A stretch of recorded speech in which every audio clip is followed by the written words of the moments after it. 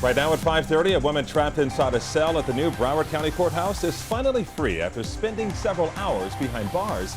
A worker at the courthouse inspecting a jail cell late at night when she accidentally went through the wrong door. Unbelievable. Local 10's Terrell Fournay live in Fort Lauderdale with how she finally got out. Terrell.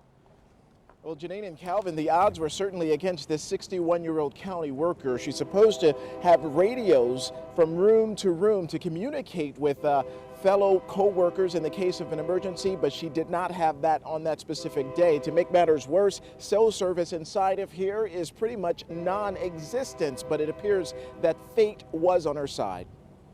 911, what is your emergency? Yeah, she's trapped in the courthouse. Yeah, she works there. Oh, she works there. That unusual emergency call was from a woman who received an odd text message from her 61-year-old mother well after midnight one day last week. It says, help me trap 5th floor, courtroom 05170. Call 911, I need you. The victim, Deborah Johnson, is a longtime county worker with nearly 3 decades under her belt. And sometime Wednesday afternoon, she was going courtroom to courtroom for inspections. And once inside of this room, she ventured into a secured area as normal with her badge, but found herself trapped. She in there by herself? Ma'am, I had no idea, so I tried to call her phone, but the reception's bad. The lack of cell service in the brand new high-rise Broward courthouse has been a constant complaint. Even we found little to no service during our visit.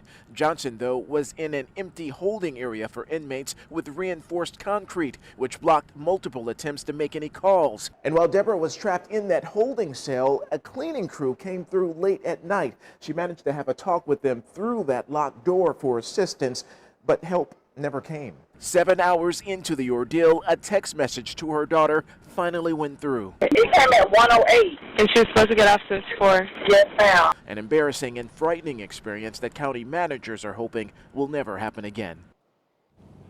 And we understand that that county worker is okay. She was pretty shaken, though, as you can imagine, but she never had any contact with any inmates. In the meantime, we've learned that those holding areas where those inmates are usually stored are monitored 24 hours a day, 7 days a week by cameras and also security personnel. But for reasons still unclear, her being in that holding cell was really undetected for quite so long, and that is what is really under investigation, we are told, by the county right now. How did she go undetected for so long in that holding area? We'll keep you tuned.